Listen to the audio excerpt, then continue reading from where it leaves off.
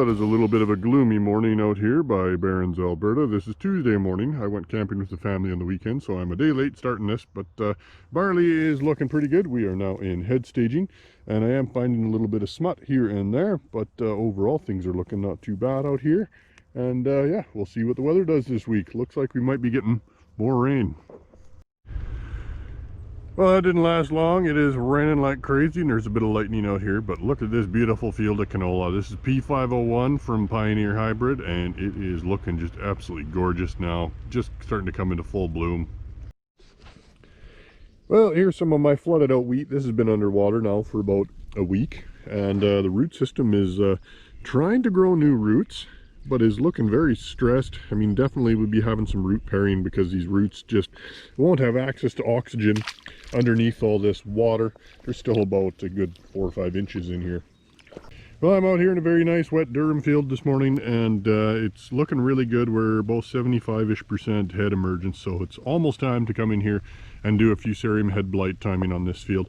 So we're gonna probably use Prosaro XTR in here in the next couple days, and get that fusarium risk kind of dealt with.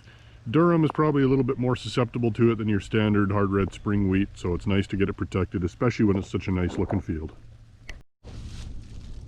Oh, I got more stripe rust showing up this morning. This is in a field of hard red spring wheat on irrigation. This is Brandon variety, and here you can see this is the penultimate leaves, and we do definitely have some rust on here, so it's a decent time right now. We got head emergence in here. We're at about, you know, 75-ish% head emergence. We still have a few days we can get in here with a product like Miravis or Prosaro or another fusarium head blight timing fungicide and take care of this rust, because you can definitely see it is in here. And with the humid conditions we have and the cool weather, it can definitely spread very rapidly at this time of the year. Here comes Steve spraying some fungicide on the potatoes today. Doing a hell of a job, hell of a pilot.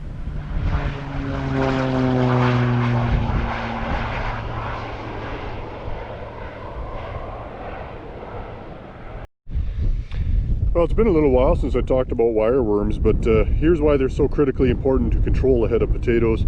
You can see this little potato has a wireworm sticking right out of it. Of course, that's a degrading factor. Well, a lot of the fall rye has been swathed. The heads weren't filled yet, but it comes off as an early crop, and then we do a second planting of oats in here. So I'm just checking these fields now for weed pressure, see if we need to spray anything before seeding. Well, checking out the Alderon wheat down by Colehurst today, and it is looking really nice. Alderon is always a really pretty wheat, although it is a little slow to get going. Looking very good overall, but there is a little bit of disease in here. Fair bit on some of the lower leaves as they senesce as well, but overall looking really good. We're mostly in boot stage here. There is the odd head starting to emerge here and there, so we're still probably about a week away from fusarium head blight timing on this field, but looking very good so far.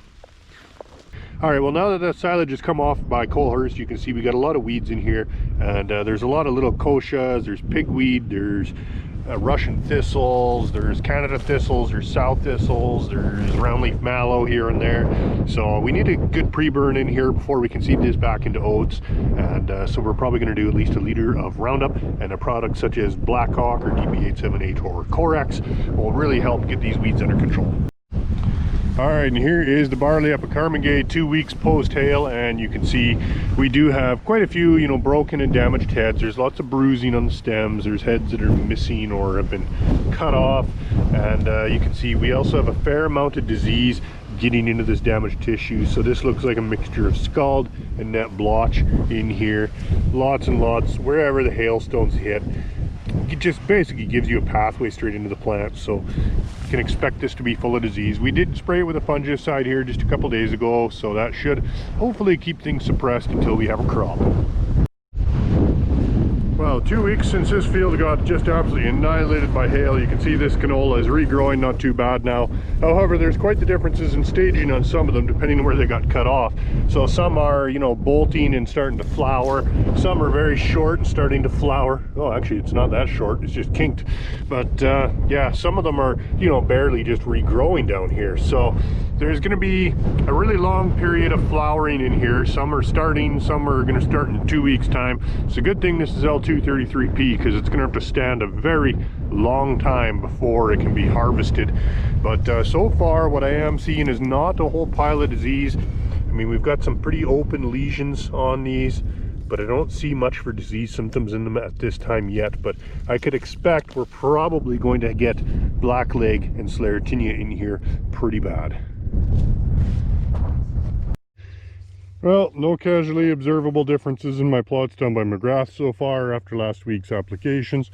However, on the last plot where I did do the really heavy rate of everything, it actually does look like I may have caused a little bit of burn on these flag leaves. So there's just a little bit of mottling color to them.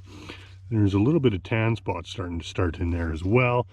But I thinking I did a little bit of burn in here, so probably I was a little bit heavy on that fertilizer rate. I applied it at the equivalent of probably about 8 liters to the acre.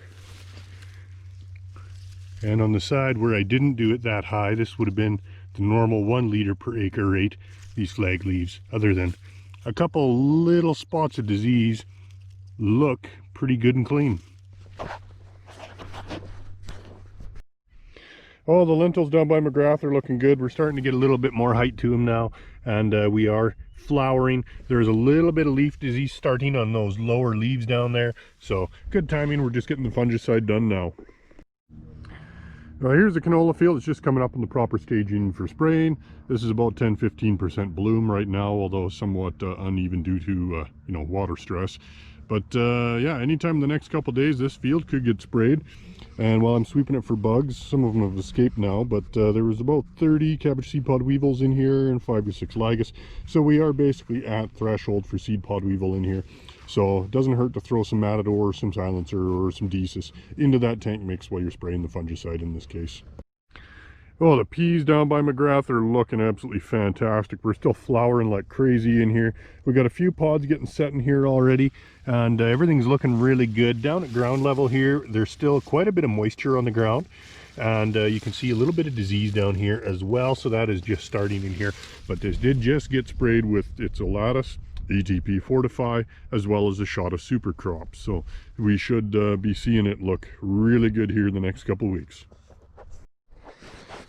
Well, down by McGrath here in the spring wheat, there is a little bit of rust is just starting, and that's not uncommon in this area. This generally can be a pretty bad area for rust. And yeah, this is AC Viewfield wheat, so it's obviously just barely starting in here, and we're just coming up on fungicide timing.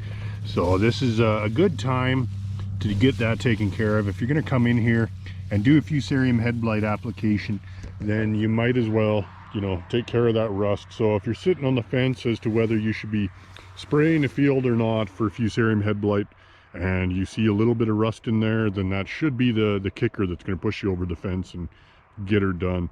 So far, I mean, we're not seeing huge rust infections widely across fields at heavy levels, but it does seem like there is a low level of infection in a lot of fields this year.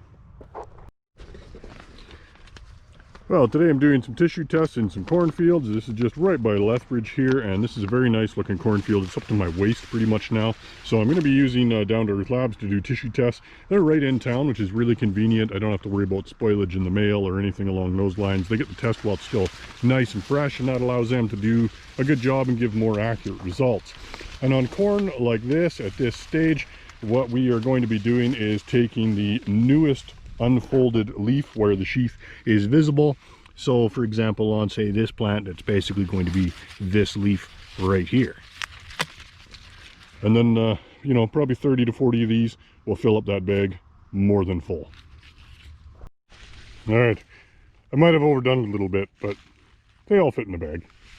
All right, it's Friday now, and I'm out by Nobleford taking a look at one of my trials. This particular field was sprayed with Moddus, the new growth regulator from Syngenta. This is Brandon wheat, and you can see there's quite a height difference along this line here. There's, a good 4 or 5 inches height difference on from, right here to here. This side is taller. It didn't get the growth regulator. So looking really good here. Thanks for watching. Like and subscribe, and we'll see you next week.